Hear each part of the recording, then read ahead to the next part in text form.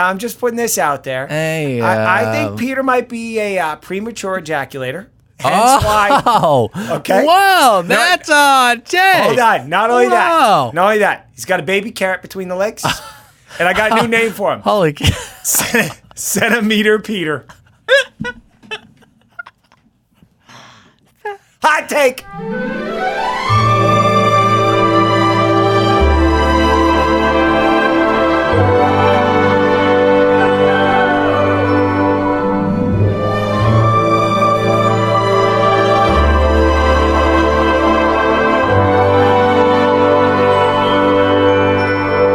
Hi, hello, and welcome to another brand spanking new episode of another Bachelor podcast, the last one of this here season of Hannah Brown's Bachelorette. My name's Dylan. I'm saddled up next to one real Nicholas Davis. What's going on, everybody? Patrick, the producer of the podcast, over there behind the glass. Hi, guys. How are you? All right. Tricky recording schedule this week, huh, boys? Yes. It's a little late. We've just smoked a giant joint, and we have 4 hours of Bachelorette to cover, so we'll see what happens. This is a damn horse leg. What? Oh, Hey, guys, can I say something? Disney, just because you can stretch this out 4 hours and make us all watch this because we're loyal viewers and podcasters doesn't mean you should. Yeah. Okay? I've watched both days. This could have been whacked down definitely to 2.5 hours, and we all would have enjoyed ourselves. Yeah, I think we had a minute and a half of just like ripple shots where we just looked at the audience for a solid 7 as they just took in all of Jed's lies. But we'll get there. We have to get to a fan favorite segment. I think Pat kind of jumped the gun on his, but we're going to get to general thoughts right now. Nick. I agreed with all the stuff Pat said when he jumped the gun. Yeah. Didn't have to be 4 hours. We could have wrapped this up in one night. Yep. Too many gaps, too many silences. Well, we know that that's not going to happen. So if we examine it as a 4-hour epic, pretty unprecedented stuff, very sad ending. Really, really sad, with the cherry on top of a door being left open to Tyler, which he should slam as fast as he possibly can. But we have to get into this show. Wait. Patrick, you jumped the gun. No, I still get to get... He has a couple more general thoughts. All right. Can I use my general thought time to do a little shameless promoting? I mentioned very early on that Tyler took classes from my online school. Yep. I knew he was a cut above when he came into my offices in Van Nuys very early on. You guys, too, can be winners. So if you're up for next season, hit me around November or December. Hey, by the way, don't show up to my office with girlfriends, okay? Pat, I'll tell you what you did with that, I mean, we can't call it a piece of charcoal because it was already shiny, but you have turned him into the best second place finish this show has ever seen. This man has so much clout. He has so much beauty. He has so much character. Bravo to you, and you should sign up for that class. Okay, so anyways, we have 75 hours of this show to cover, but I want to start before we begin. Chris Harrison throws a little English on the word finale, pronounced in these United States as finale. Pat, can you hit us with a clip real quick? The dramatic season finale of The Bachelorette begins. Who the hell are you, Chris Harrison? Family man and lover of whores. Okay, so let's get to the show, kind of. Last we left off, we were at a rose ceremony. And the lying Aryan cannonball of a man was sent home for good. Now Hannah has a tough choice ahead of her. Pat, we need a roll call. Oh, you want a roll call? Yes, Here you please. go. Here's who's there. Peter still has no jawline. Still no jawline. Shame on you. Jed and Tyler C. All right. So, No little tag for Jed. So much shit you could say about him. yeah. We'll get to him later. You know, he's up there with the three of them, and I'm just thinking, like, what is wrong with you, Hannah Brown? You look at these three gentlemen, and he is so clearly beneath the other two in every way. In every single fucking way. I'm blown away that he's made it this far. Well, I have a little pet peeve as well. Maybe Yeah. I'm judging all three. Look, you know I'm not a big fashion guy. I wear, Converse shoes in here with shorts and a white T-shirt that has pizza stains on it. Yeah. But what's with the loafers with no socks? Oh, that's very in right now. Is it really in Yeah. right now? Mm-hmm. What it says to me is you're too comfortable. I don't like that. We've complained about this a number of times on this show. Unfortunately, it is in, and it is a thing, and it's Patrick. It is in. It's here to stay for about 18 months, probably. Yeah. But I don't like it either. I gotta agree with you. It doesn't look good. But I will say the white T-shirt with pizza stains, I feel like that could be in pretty soon. That absolutely could be in. Give it to Jaden Smith. See what he can do with it. That kid's awesome. He's crush it with dude. some He would pizza sauce. Crush it, dude. Okay, so let's talk about Peter, whose timely OTF, where he says he knows they're meant to be together, is placed mere seconds before she sends him home. Overall, I think he handles it really well, but Pat, I'm sure you have plenty of criticism over this comment. God, I'm trying to be strong right now, so you will truly always have a piece of my heart. He was very relieved by this. Like most guys, I think that we're in the final three. Very relieved if they weren't picked. I think Jed wanted to, not to get ahead of myself. Yeah, I Jed think he wanted to to not be picked. Yeah. I disagree with you entirely. I think that he was genuinely upset by it. You do? Yeah. Oh, you have no instincts at all. Oh, that's not true. Oh, Peter feigning. Hey, let me tell you something, Pat. I got plenty of hot takes in here. I've come with hot takes tonight. Pointing at your notes? Oh, you're laughing. Yeah, You're laughing, aren't you? How condescending of you. I'll prove you wrong. I feel like it was a little extreme. I feel like it was a little extreme to say he has no instincts, but I 100% agree with Patrick in this instance. Wow. I didn't have he was relieved. I had Peter is stoked right now. Oh, come on. He is getting out unscathed. Too much cynicism in this Got world. laid 4 times. He dropped the mic on Tyler, supposed to be the Adonis, and Jed with his bitch-ass guitar. He's like, boom, 4 times. I'm out. I'll be the Bachelor. I'm going to fly a plane. He was a child actor. His parents had him in commercials. He's trying to be a star. Yeah. All the attention he has been getting from Delta since he's been accepted to the Bachelor. Since he became a psyop. A psyop, dude. He's loving the attention, and the psyop is only going to penetrate deeper into the zeitgeist. Into the zeitgeist. I said Zeeper, so I went with it. Oh, okay. Nick, great take. And I don't know. I don't listen sometimes when you guys talk about. I don't know what Zion How kind of you. But let me say I this. can see it sometimes. His eyes just completely glaze over, and it frustrates me. Doesn't help with the Pinot and the LaCroix can. Let me say this, though. There's a reason that she dumped this guy, Peter, okay? She glowingly admitted to a crowd that she fucked him 4 times in a windmill, not 2 times. I feel like the sex probably wasn't that good. All right? I'm just putting this out there. Hey, I think Peter might be a premature ejaculator. Hence why. Okay. Whoa, that's a take. Hold on. Not only that. He's got a baby carrot between the legs. And I got a new name for him. Holy cow. Centimeter Peter. Hot take.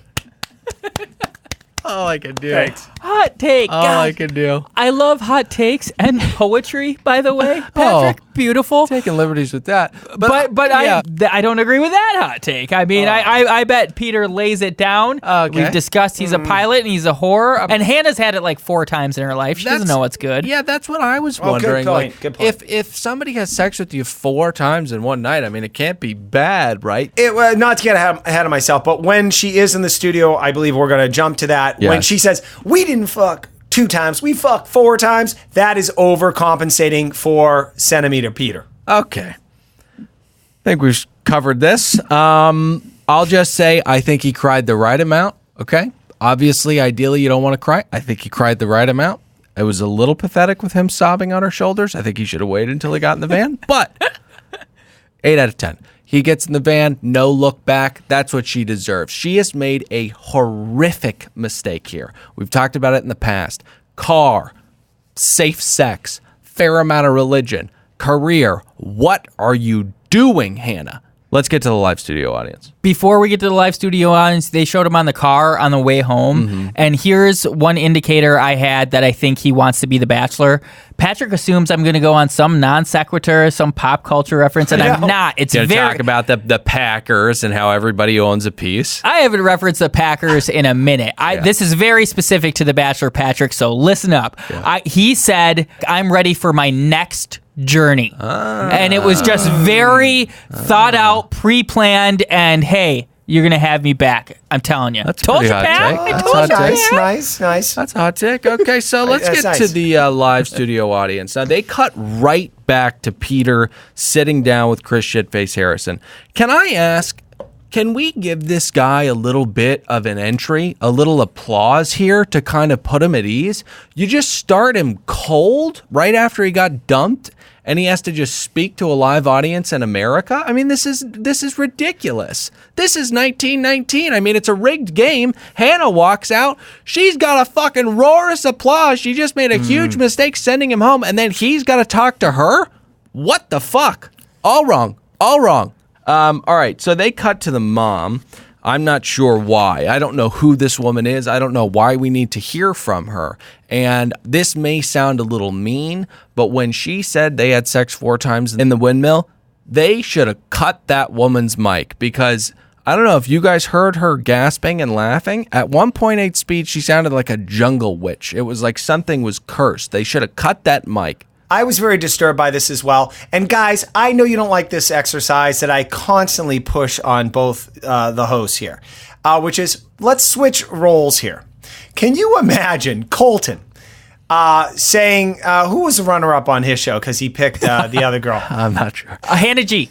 Hannah G. Can you imagine? Oh, that's right. He was just like, goodbye, I'm going after Casey for 3 more episodes. Her sitting on the dais next to her and saying, I just want to say, I didn't fuck Hannah G twice in an outhouse. It would be wild. I hammered my cock on her 4 times, and then cutting to her dad and her mom in the audience, like laughing so hard. Oh, Jesus, Patrick. Sorry. I got to say, it was a perfect reversal, but then you said, I hammered her with my cock. Like, that's not... You don't have to add that. You don't have, I feel like it lessens the comparison if you do that. It But lessens your point. You guys are missing the best part. And then I dumped her the next day.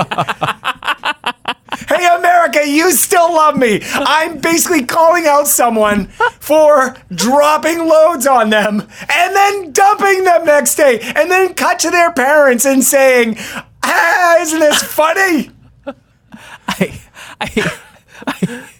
Patrick is so outraged by our culture sometimes. Just the hypocrisy of it. And I'll get to that later with Jed and her. Okay. After the windmill stuff got dropped, Chris Harrison goes, somewhere Luke's head just exploded, which I thought was just a flame line from Shitface, though a little inaccurate. I don't think Luke P's head is exploding when he sees this, but he is throwing something at a wall hard. I mean, Luke is not having a good time hearing her say she fucked Peter 4 times in a windmill. There is a destroyed drywall someplace. Just hole. Absolutely. Okay, so should we get to Creed? Sure. Hannah's family. Is there anything at the top of this? Because I just kind of want to get to Tyler, but if you guys picked up on anything before he gets there. What she tells the family is, like, she's confused. Is it just physical and lust? And I'm kind of shocked that she can share this with her family, with cousins or brothers. Why did you get so delicate? Well, I don't have that kind of family relationship where I could sit down and tell my mom and my stepdad, Jimmy Dell, look, I like both of them. I think one of them, it's just about seeing her vagina. Well, Pat, again, you're kind of skewing the comparison with foul language. He does just throw it off because I was with you. I was with you the whole time. He was with you. He's not anymore. But I don't think it's that Pat's delicate, but supposedly this religious family to talk so blatantly about one of the 7 deadly sins, lust, right in front of them without a problem, it seemed too comfortable. We're just being gluttons over here, Okay. not cool. Well, you guys tell me if this is a sizzling hot take. I mean, he shows up and there's just nothing between them. That's why I hate what happens at the end so much. I feel like she doesn't like him, but she would have felt too guilty if she had sent him home after he was such a gentleman to her the night before. Right. Now, the reason she sent Peter home is because she knows she's picking Jed out of the 3 of them. So which one is going to make her feel less guilty? She picks Peter to go home. She had sex with him. Bye-bye. He was so kind and so sweet to her. There's no way she could have let him go, even though she doesn't like him. Now, and then it was Jed's game to screw up. Yeah. Is that where you're going? Okay. I love that take. That is a great hot take. I mirror that. So Peter was definitely, as you'd rank them, to put it more eloquently, it'd be Jed, Peter, Tyler. Well, I didn't think about that. I just think she didn't want to. She would feel too guilty after that fantasy suite with him. But you're adding another wrinkle. Dragging Peter along when she knows she's going to pick Jed would be way too difficult an afternoon for her. I mean, it really wasn't that bad with Tyler. She just kind of says like goodbye. I don't even think she cries. Like, it's not that big of a deal. He didn't give a fuck either. No, he did not. I love your guys' hot takes, and I love that you guys are in sync about your hot takes. Absolutely. Bye. I have another hot take, a little on top of that. Yeah. I just think it's that she's a praying mantis. Okay. Like a praying mantis, she has sex, and then she bites her head off. Oh, got it. She just has sex with Peter 4 times, windmill, you're out. Right. I think we always talked about her not riding that pipe. I think on this last night with Tyler, getting a little ahead of myself, she rides that pipe. She had sex with Jed. She had to have had sex with Jed. And also, I don't think she had sex with Jed before. Hang on, there's one hole in your logic here. Peter's head doesn't get ripped off at all. Also, she does not have 6 limbs. That's another one, and she's not green. Okay, well, we've got to move on. We learned a lot about Tyler, mainly that his GPA was boosted by the rigorous and ruthless grading curve of dance class that he was forced to take for a summer. I don't know why he was afforded this opportunity. Was he an athlete or something? He was a football player, and I thought it was funny that they left that part out because obviously that's part of the conversation. Right. He's like, yeah, I played for the team. Coach wanted me to get my grades up, stuck me in dance, but they cut all that out, and it was super funny and weird. Yeah. And a weird thing to come out of the gate with. Right. Hey, what's up, family? I'm a fucking idiot. Right. I really held off from the hard R there. Dude, he's a freaking walking siren, though. I mean, they're completely under his spell, as am I. He does phenomenal with the father. Although, can I say something about his? I've mentioned this 2 episodes ago. He has front-loaded a bunch of just relationship platitudes. May you indulge me? I've actually spent the time to do a screen grab of this. Is in a 30-second clip of him talking to the parents. Here we go. I want to be her best friend. I want that girl to be the mother of my kids. I see her and I walking down the aisle. I can stand here right now and tell you I'm in love with you with all my heart, despite the fact that I'm sitting down while I'm telling you this. That's very funny. That's cute. Tyler, be here real for one goddamn second. You're rifling all this off. Just go, I came here on a goddamn goof. Yeah, I mean, I don't think that would have served him really well, but I'll tell you what did serve him well. Lying. No. If you sit down with a father, the quickest way to his heart is to have him know that you went to the fantasy suite and did not have sex with his daughter. I mean, you are in immediately. Very important person, come to the back of the stage. Can you read that line on my notes right there, Dylan? Hannah's dad is stoked that Tyler didn't fuck his daughter. That's right. Yeah. Same page, brother. Same page. Same page, brother. Same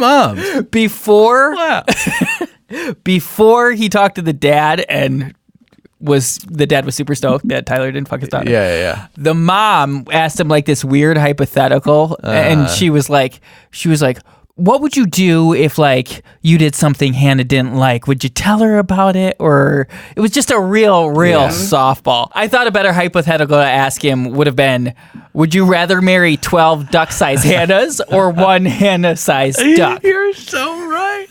I don't know why she didn't ask him that. Like, give him a real fucking... Yeah, ask him a fucking grounded question, you dope. Something he has to think about and talk through and give you a real reason. You want to see... We'll get to the finances, but you also I think a good question he could have asked her in that scenario would be like, can I get the duck pregnant with a regular child?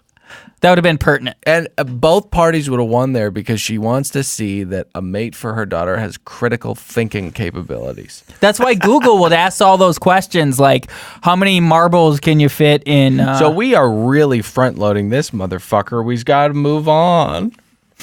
The L-bomb is dropped. It's already been dropped 1,000 times. Oh, but is it dropped by Hannah? Oh, does it matter because it's insignificant? Let's get to Jed. So I want to get straight to Jed and Dad having a conversation, but do we need to cover anything before we get there? All right. Emergence.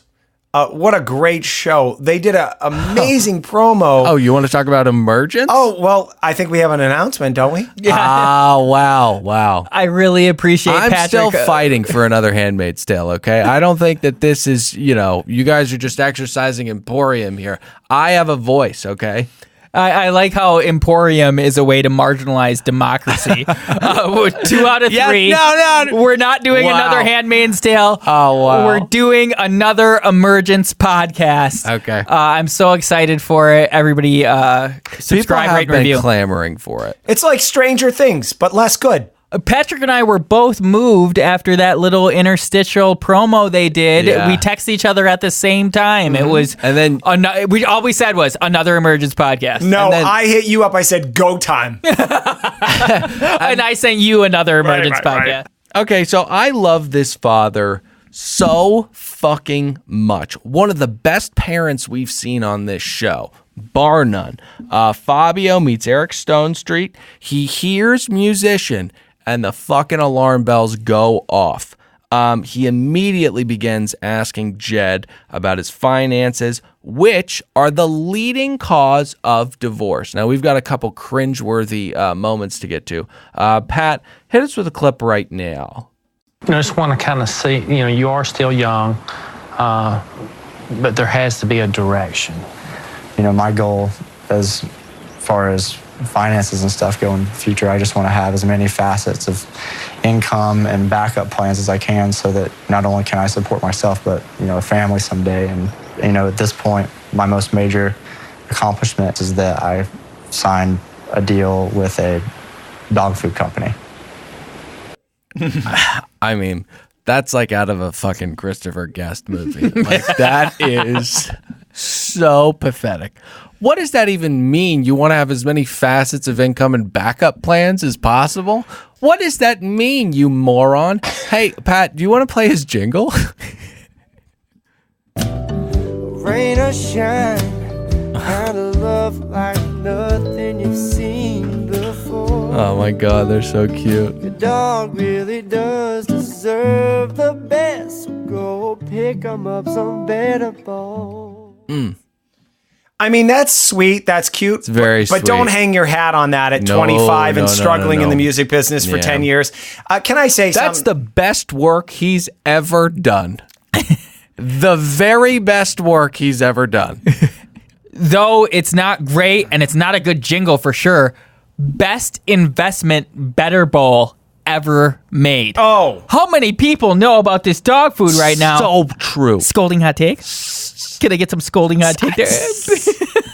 Yeah, that's a great point. I would love to pick up some better bowls. Well, you don't have an animal. You would Advertise. buy the bowl for a dog you don't have if you saw it? I'd get it for like gifts. Gentlemen, you know I don't like to do this. I don't like to pile on someone at their lowest point. I disagree. I think it's one of your favorite things to do. Well, perhaps. Sorry.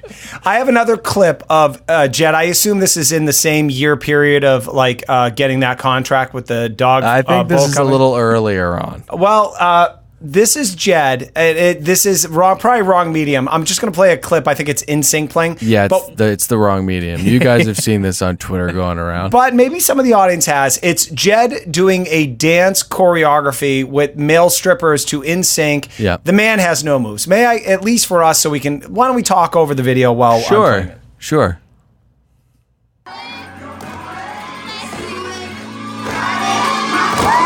This is another Christopher Guest-esque sketch because all the other guys are chiseled, perfect bodies. This is like SNL, except way more subtle. It's not Chris Farley, it's Jed. So he's standing next to 5 Swayzes.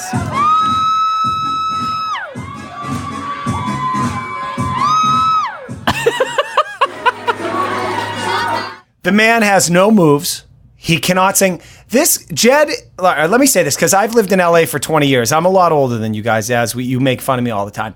I know so many of these losers that go way too long into trying to find what their talent is going to be. Yeah. And they don't have the goods. Right.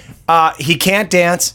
The man can't sing. He's got nothing. He should probably work a real job, okay? Yeah. Also, he's a bad dancer, but you can make up for a lot with enthusiasm, and he had zero. He did have Charisma. 0. He looked like he was on a fucking Klonopin.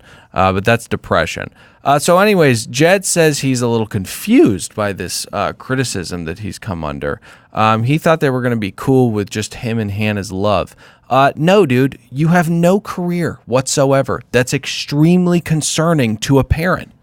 Extremely. That's a problem. You're a loser. He's a fucking loser. Yeah. He tells Hannah's dad that he's like, oh, I want to have many facets of income. And the dad's like, okay, how about one? Right. What's the first one? Let's just pick a lane and just work towards that. I've got stripping, I've got jingles, I've got open mics, I've got heroin trade, I've got tons of different ways I can make money. The dad's like, God damn it, I cut hair for 20 hours a day. Yeah. Those hours were a little flub. No way you're working 16 You ever talk hours to a day. broad at Supercuts? I do all the time. They're always like, I'm like, how long you work here, Natalia, today? And she said, this is my 17th hour. I'm like, wow. Really? Yeah.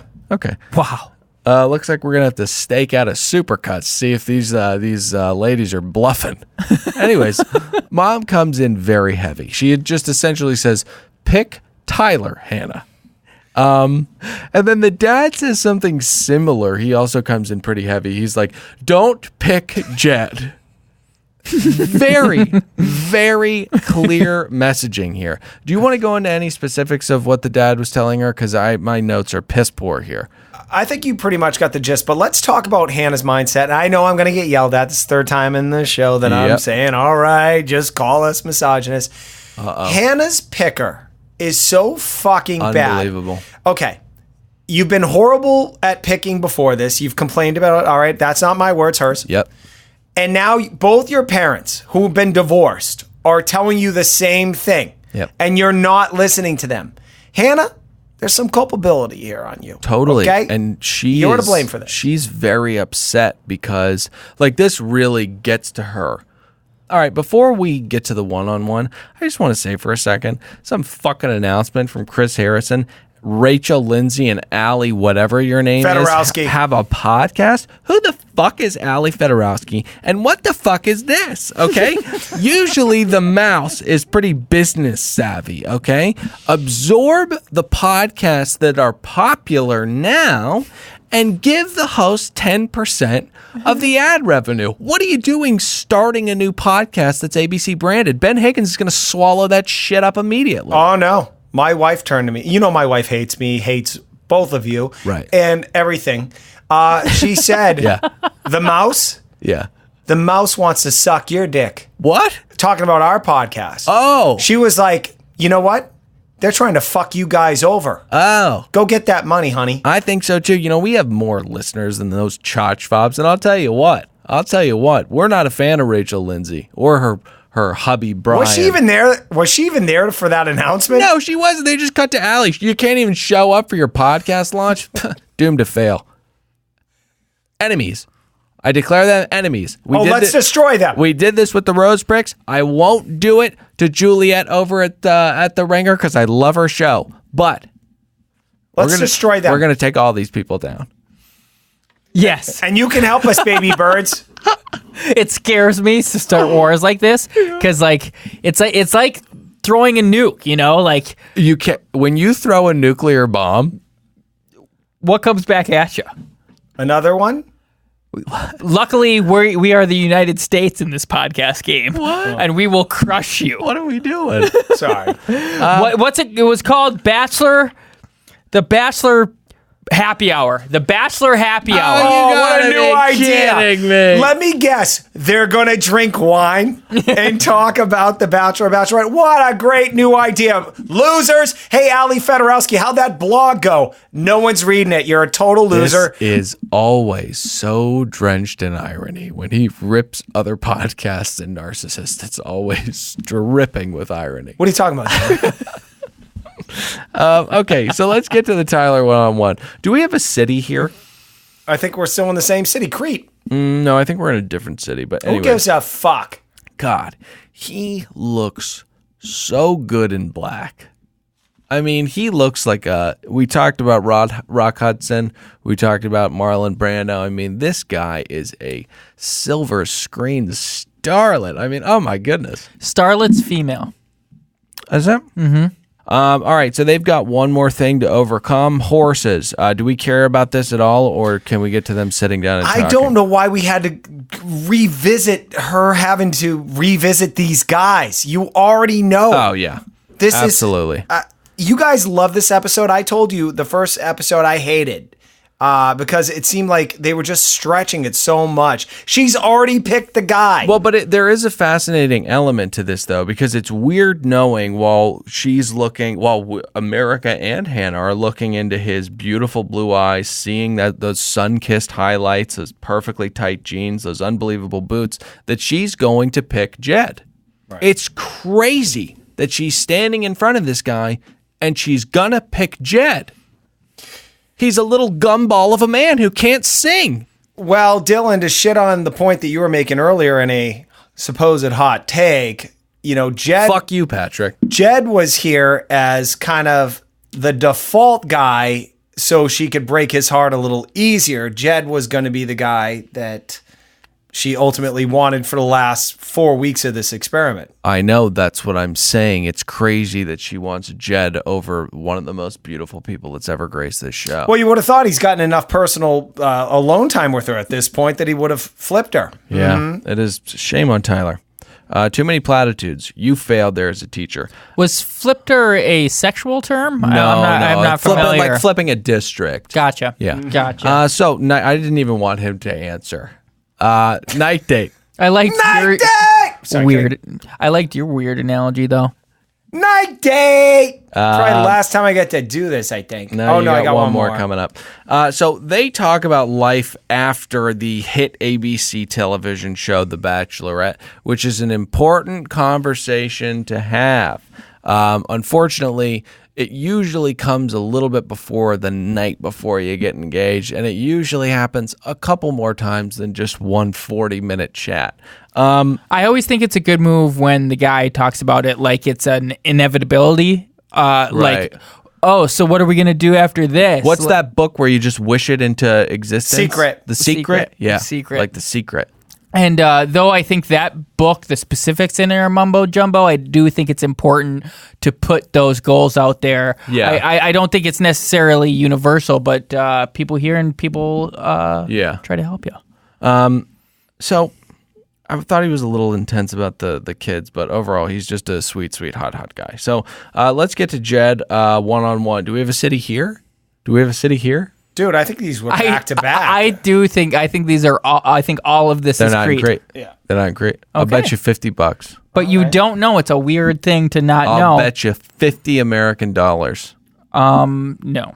All right. So You know what? Nah. I know I'm going a little heavy on the Tyler chill looks, and it's starting to be a little bit more than a bit, and I accept that. But Jed looks like Quasimodo compared to Tyler. The camera does this pan around, and you can see the lower back fat pooling atop his hips. He's absolutely disgusting. This date does not go as planned. Boat date. It's a little rocky. I've been there before. When you're in choppy seas, you can't focus on anything. You can't focus on a good book, and you certainly can't focus on love. Especially after you were up all night drinking with Tyler, just getting drilled. Okay, why do you have to be so foul? So crass. So she gets sick. She's trying to hang in there with him. They lay down, and this is when Jed uses this time to voice his displeasure with her parents. The whole thing just feels so awkward. She's not feeling well, and Dylan, yes, he takes his time to like talk about her family like, and his surprised, displeasure with how that went and whining about it. Like, imagine wanting to vomit and you're already pissed. Right. And you're next to Jed. You're next to Jed, and he's like, I can't believe your parents like kept asking me about finances Yes. in my future. Like, what the fuck was that? Leave her alone. Hannah, Rub her back and Hannah, just what tell her was you that? love her. Jesus Christ, he's awful. He is a loser. I saw this great meme. It was the picture of her being sick, and it's like, don't you realize your body is rejecting Jed? Yeah. Oh, that was a good one. 1,000%. The whole thing feels so weird. She says in like an OTF that she's getting engaged tomorrow. This does not feel right. This is not the kind of vibe you want to be seeing before you get engaged to somebody. Yeah. All right, let's get to the night date. Night date. It's the last one of the season. No, I don't like him. Night date. Wow, you're going to do that to the audience? Yeah. It's such a Oh, statement. come on. I can't do it. Night date. I was going to say you could probably leave it a little muffed because a little muddled because we are going to be back next week for 4 hours of Bachelor in Paradise. There's no night dates there. Oh, what are you talking about, you buffoon? There's night dates all over the place there. But do they do 2 parts where it's day and then night? Yeah. Okay. Well, What are we talking about? The sun rises and the sun sets. All right. Well, I'm a little rusty. Whatever. I love I'm rusty. Last one of the season, though, still applies. Rusty about how the fucking sun works? No, the structure of Bachelor in Paradise. Nick, and defend the dates. me. He's hurting my feelings. I'm just blown away. I don't feel strong Nick, enough. defend me. You leave Patrick alone. All right, we've gotten to the night date. So she says something interesting here. She needs to see if it's Jed or if it's not. Now, I don't know if I'm reading too much into the subtext here. We beat this with a dead horse, but she doesn't say it's either Jed or Tyler. She says it's either Jed or it's not, which sounds very definitive. You know what I mean? It just blows me away. She likes Jed. It blows me away. She likes Jed.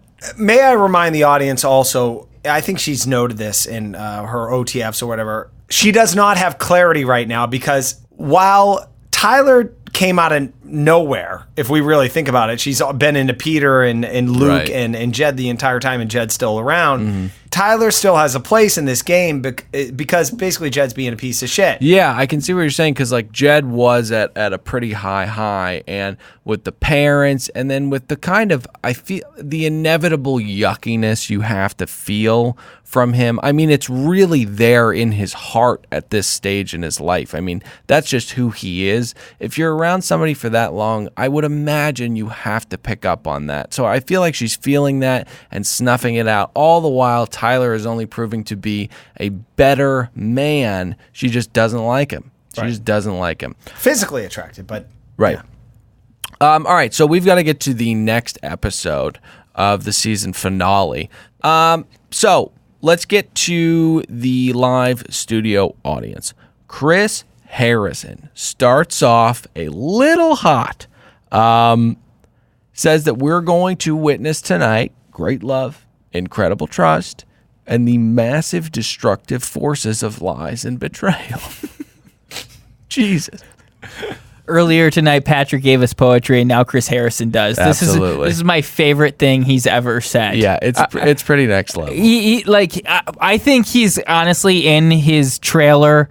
It probably mega bus, Right. writing lines that can beat most dramatic season ever. Because he always gives a wink and a nod when he says that. Now he Right. understands it's a meme, and now he's just trying to one up it, and he did tonight. Yeah, he absolutely did. I have a question, boys. To pull back the curtain, how much does Bachelor Nation have to speak to the audience knowing what's taken place behind the scenes over the last month? That's what I'm saying. Like he says this is going to be a cringe-worthy proposal. I feel like Shouldn't we let us watch it? He's forecasting, and I didn't think it was that cringe-worthy, not knowing what was about to happen. I mean, it's cringe-worthy because he brings out his fucking guitar, but he does that 7 times this season. I think they're over. Is that why he said it? That's pretty funny. Well, yeah, I think so. But I think he was actually more acknowledging that he thinks most people know what happened. But I think there's such a large percentage of the audience that we're so plugged in. Right. We're experts. Yeah. That's why we do this. Because we're fucking passionate about it. That's why.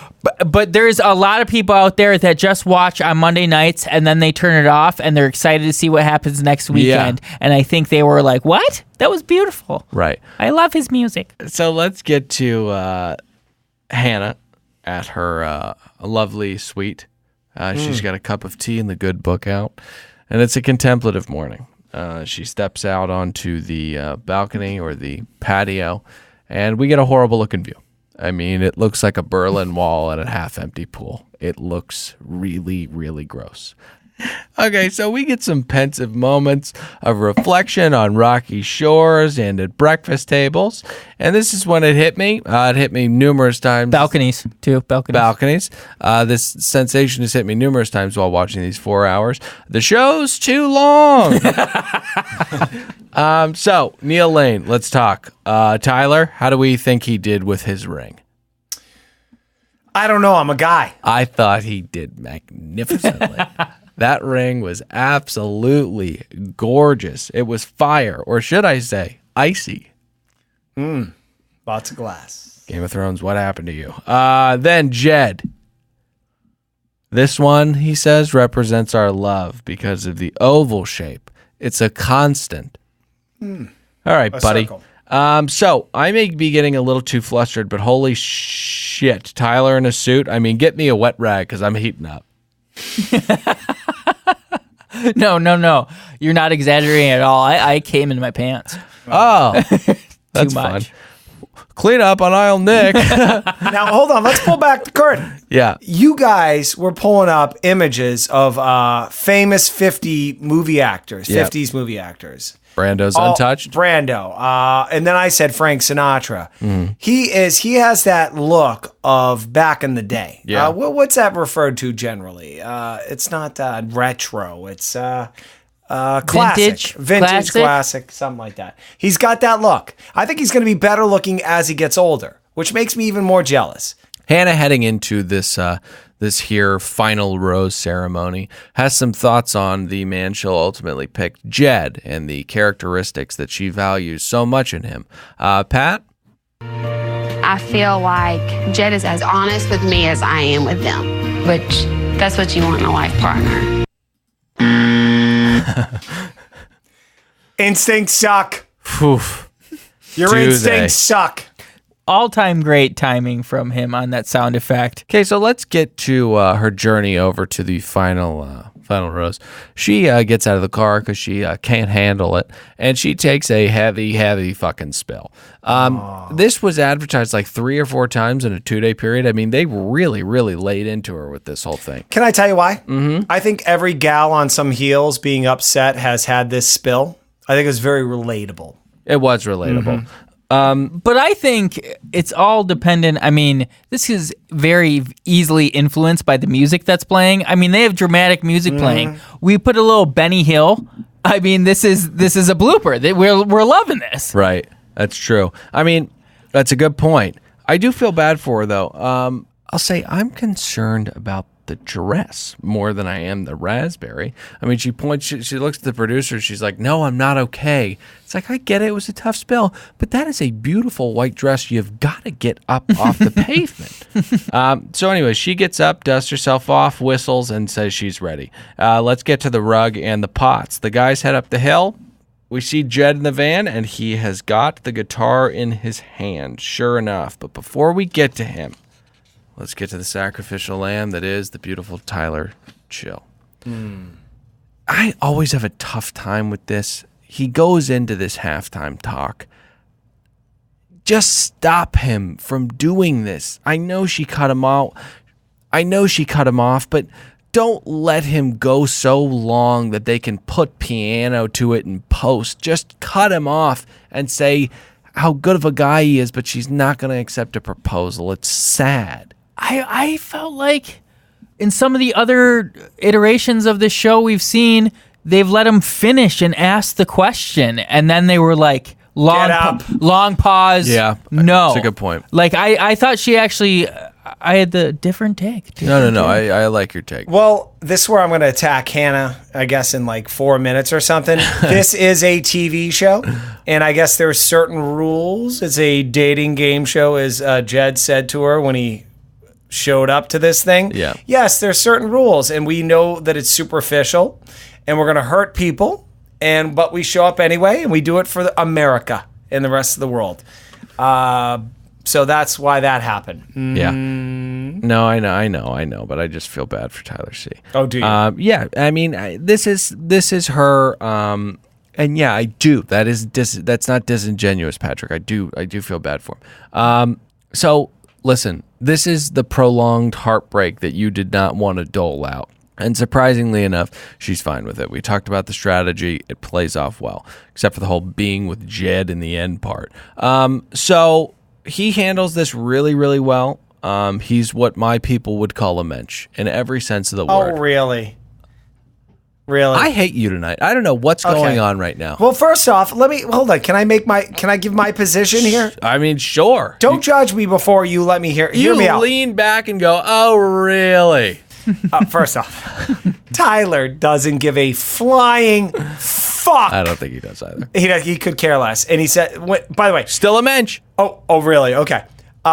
Just because he's so manipulative that by the way, Jed is a complete moron and is not good with words. Tyler is, okay?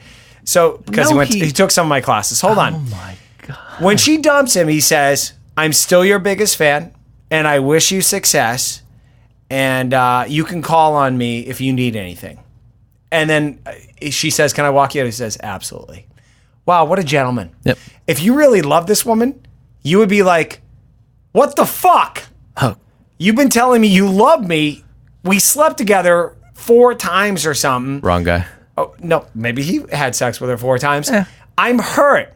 Like, what the fuck is going on? Are we using these cameras to, like, completely be superficial and like make our relationship? He's not that kind of guy. No, he's in it for the game. No, I just think that no, Pat, he's a boulder of a man. I don't think that he's really one to kind of wear his heart on his sleeve like that, regardless of the stakes, which I need to remind the audience are very, very low.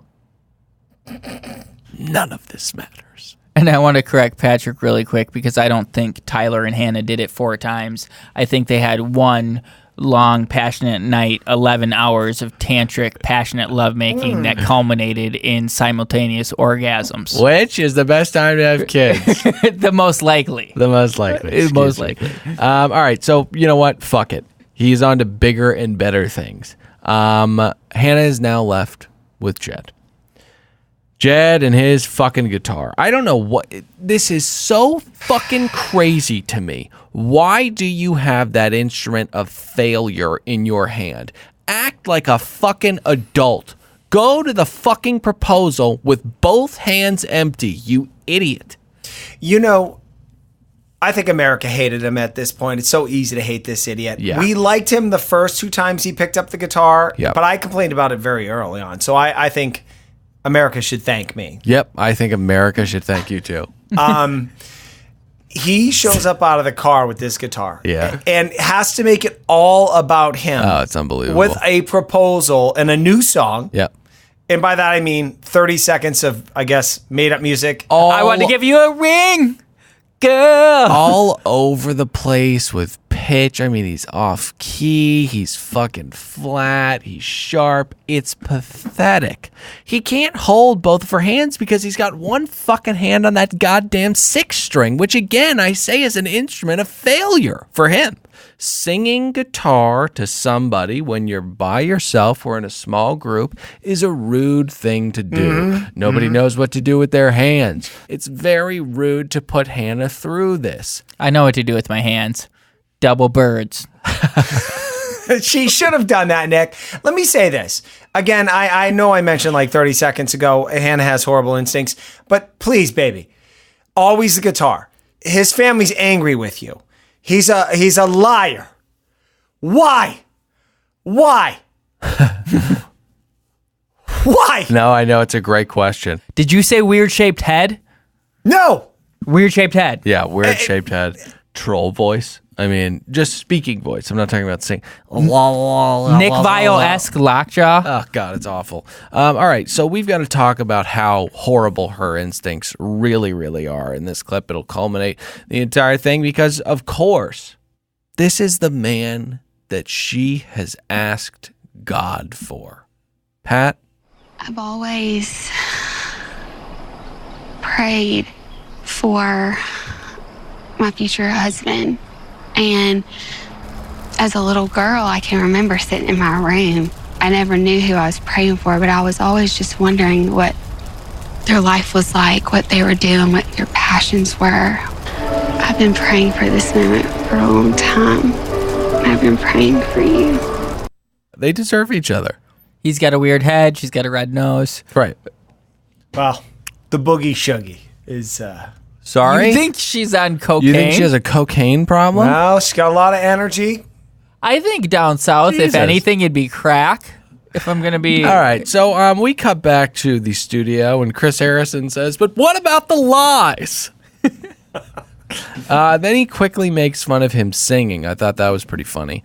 And then says that Jed is about to face the music. But bang. Let's get back to it. Oh, that was horrible. Nailed it. We are gifted with a passionate post-pro... Oh, I should say, he proposes to her, and she says yes. Oh, right. So that's an important step. Oh, right. Sorry. We are gifted with a passionate post-proposal confessional little selfie video. That's day one of the. They put this. This is very muted and very sad. They're like, we're married. She's gonna be a Wyatt. Oh, Jesus. This is love. Day two, apparently, things didn't go so well. No. It's like Enron falls apart quickly. Yep, exactly. Now let's move on to the events that took place after the camera stopped rolling. This is where we get the timeline from Hannah. Pat, do you want to break this down for us a little bit? All right, so filming starts, I believe, was probably February 2019. Don't be too detailed with it, though. Oh, not that detailed? Yeah, because it doesn't matter. All right, well, she's attacking him on how long were you dating this girl before you showed up on this goddamn show. Yeah. All right, started dating her in November. Right. The signups go January 1st. So that's like 2 months or something like that. And then a month later, he's on camera. All right. She's pissed about this. Yep. All right. And the problem is, Jed broke up with the girl, so he tells Hannah a week before the Bachelorette, which is a weird lie because it's still like a really shitty look. But she comes to find out via a People magazine article that it wasn't a week before. He didn't even break up with her. He left telling her that he loved her, saying goodbye, and that this was only for his music career. Whoa. Let's hear it from the girl's mouth that he was dating and her side of the story, because I actually believe her. Do you mind if I play a clip of this? Of course. Probably 3 weeks into us dating, he came forward, basically said, I've been talking to my mom about this, and, I just don't think there's any way I can, we can go forward. I kind of see where this is going, and I don't feel right not giving you the chance to walk away. Like, I have to be upfront about it. So I'm like, okay, I said you could really fall for this person. And, this is a person that I'm very much in love with telling me, I love you. I'm not going to fall for her. So the love bomb being dropped there is really intense. Yep. So I'm only going to defend Jed on this level.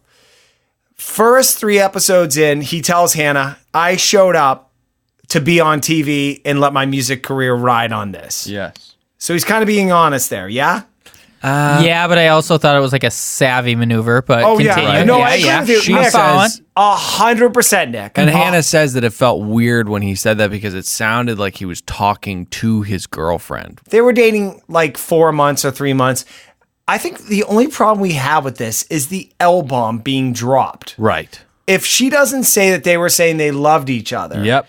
Is there a real problem here? I mean... No, there's not a problem. The lying about it is the whole thing is skeezy. He fibs and fibs and fibs and says I lied because I was afraid of being sent home. Yeah, that's not some heroic sacrifice. You wanted to stay on the fucking show. That's why you didn't tell her. But yes, the I love you is really, really fucking gross. Yeah. That's what makes it really disgusting. Yes. For her.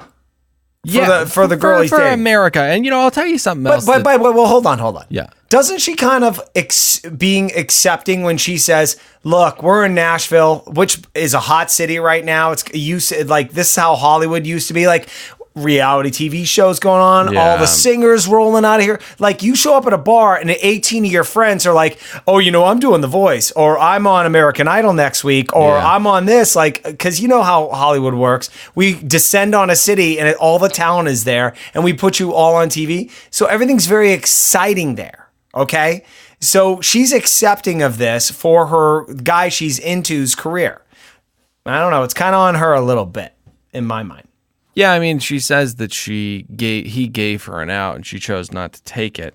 I don't know why people are attracted to this guy, but we talk about disgusting things. We're privy to a letter that he wrote. The penmanship is disgusting. Now, I get it. I don't have great penmanship sometimes. My penmanship's a little sloppy when I'm jotting down notes very quickly. If you're writing a letter to a loved one, clean it up.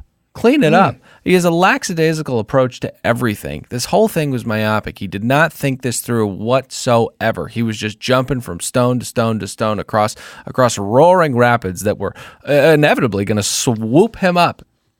Another disgusting thing besides the I love you and his handwriting is the accepting gifts from this woman's parents, week-long trips to the Bahamas on the back of that I love you. He's a gross, big, weird-headed man. And we'll get to the grossest thing, which is the throwing the girls in the pool. I want to dissect that when we get to it. All right, so Jed goes to visit Hannah in ABC's safe house, and he knocks on the door with a panic room. Panic room.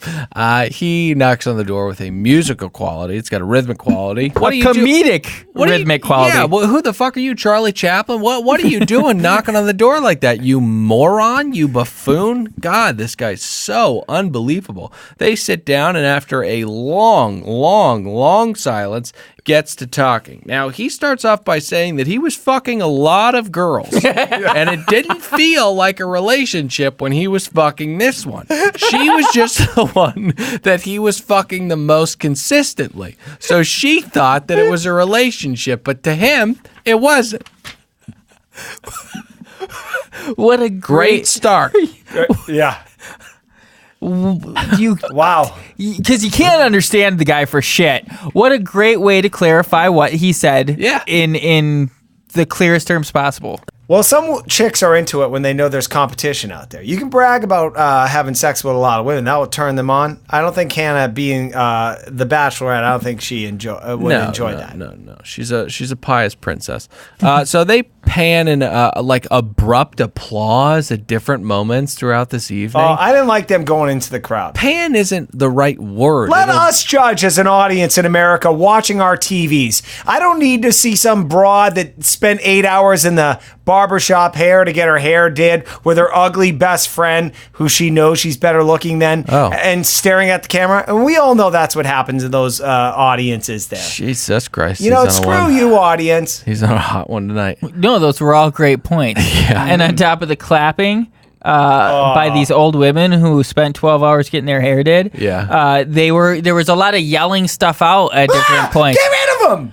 And I think tonight it was worse because last night someone who had perfect timing yelled out when Hannah said she felt like she got rid of the perfect guy. Yeah. Someone immediately yelled out, "You did!" Yeah, and then Chris was like, just in case you didn't hear that, somebody just yelled, "You did." No, audio was pretty good last night, Chris. I don't want to get to tonight. That's very Mike's She yelled it. I think everybody picked it up. Right. Yeah, we all heard it. But that was perfect timing, hilarious by that person. Right. A bunch of copycat failures tonight. Yeah, absolutely.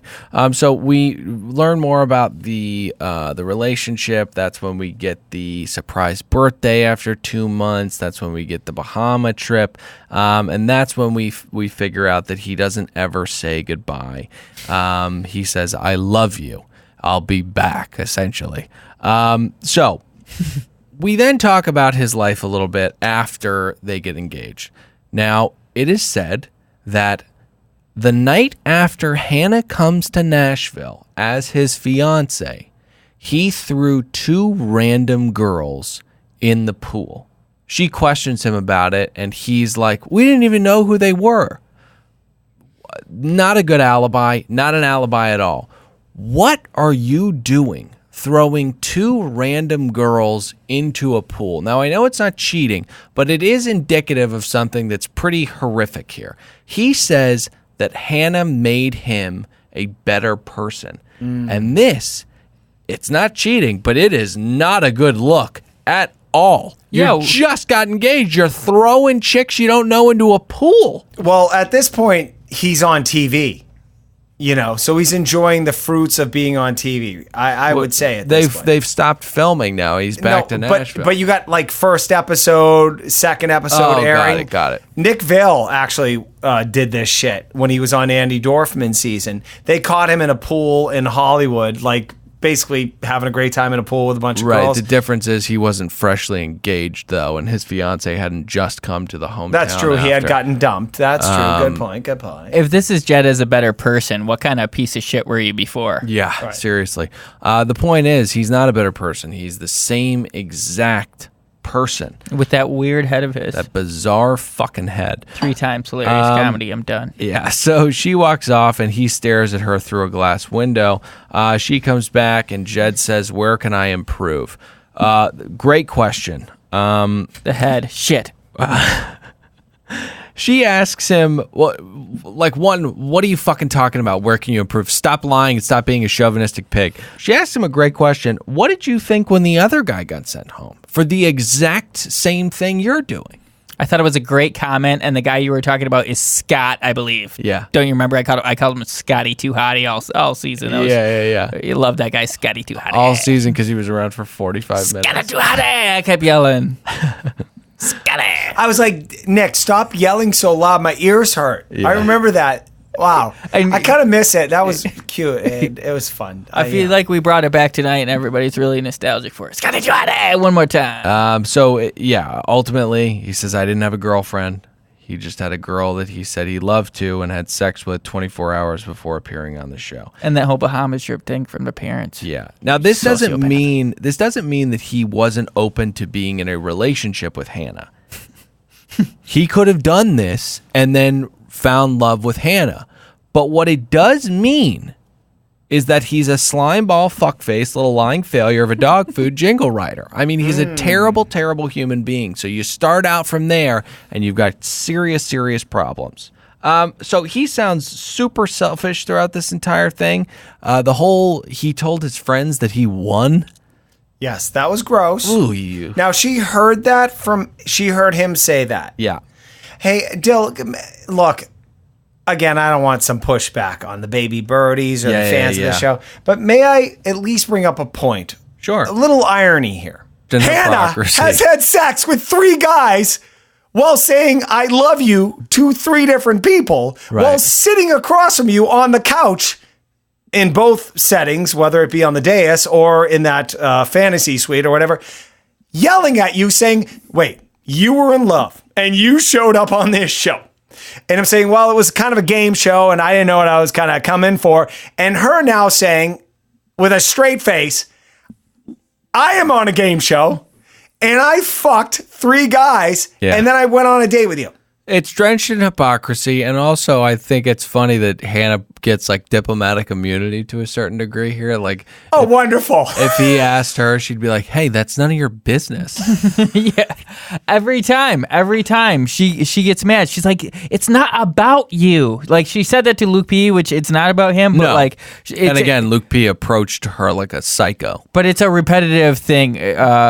But let us get back to the point. Hannah, how dare you? Jed's a scumbag. He had a girlfriend before this, but you had 3 boyfriends while you were fucking him. The process is built for her to have a lapse in integrity in that moment. His entire life is a lapse in integrity. But they both acknowledge it was a game show that he showed up to. All right, you've hit your point. All right, I'm done. So what else? He had chances to tell her. Again, we covered that. Finally, the crescendo. She takes the ring off.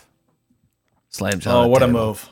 She balked at it, too. She did balk. Yeah, that was crazy. She did balk. And then I looked away. Boom, ring off. He didn't notice the balk, though. Like, he was looking down at his fucking knees. It's so selfish the entire time. She called him out one time when he said me, and she was like, us. Right. Yeah, I love that. That's right. Overall, I think she does a great job. She takes the ring off, and as far as we know, the engagement is at least on the fritz. Can it be mended? We'll find out when Hannah and Jed sit in studio. Let's get there right now. Hannah sits down first. Weird earrings. Are you sure it was the studio or Crete? No, it's the studio. I'll bet $50. Weird earrings, weird applause. Why are people not more angry? She dragged Luke P throughout this entire fucking season and then sent 2 really good guys home in favor of a tiny little ugly man who sings badly too much. I don't know why she is getting off as this beloved bachelorette. She fucked up royally here, and she's obviously such a flawed human being. She has redemptive cuteness. She's a redeemable cuteness to her, and I get that, but I'm heated with Hannah. I'm not applauding Hannah right now. You sound heated, and rightfully so. I think she's a damaged human being. We haven't actually brought it up for a while, but she is damaged because, of course, the pageant industry. Absolutely. Harrison says, so Hannah, why didn't it work out with Jed? Well, Harrison, great question.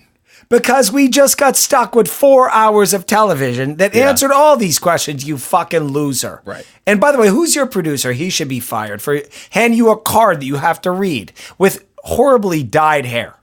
Yeah. Chris asks her where their relationship stands, and she says that they are kaput. Absolutely kaput. She gets cut off a bit here, right? Didn't she, like an Academy Award speech, doesn't she get played off? She did. Patrick and I kept picking up on the background music, and we're like, what the fuck is this? Bad sound.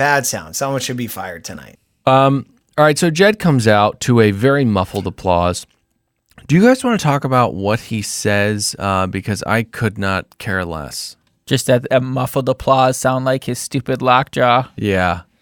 So it was so muffled. Had to crank the goddamn mics up to pick that shit up. And then what do you get in the background? Bunch of air conditioning. Bunch of bleed. Ton of audio mistakes One tonight. of the worst national broadcasts. Audio is absolutely horrific. Now, let me say this. Jed's a piece of shit. We all know that. I hate him. I hate this fucking guy. I have to say this over and over again, but I will say this. He is not good on his feet explaining himself. Tyler Chill is better. The reason why he's not good at explaining himself is because you have to be completely honest about your mistakes in order to adequately explain yourself. He doesn't want to do that. He keeps telling these half-truths about what's going on and dancing around it. I think Hannah's dad said it best. He said his type of personality is the guy who beats around the bush. Yep. AKA, he's a coward. Oh, wait, I guess I said it best. It was one word. His dad said 7. So Chris asks Hannah how she feels now, which is a great question. And then she tells him that she's fallen out of love with Jed. You can't start a relationship founded on lies. Ultimately, this is really sad. Unless you're in a rom-com. I thought of that, and then it all works out. But yeah, this is really, really sad. Like as sad as truly sad. I mean, we've had spectacles in the past, but I don't know where this leaves her. This whole process was for naught. She'll ultimately be remembered as the fun bachelorette who got played. I mean, there's nothing to gain here. I don't think there's any TV work in her future. I think she's a little too, I don't know, hinged.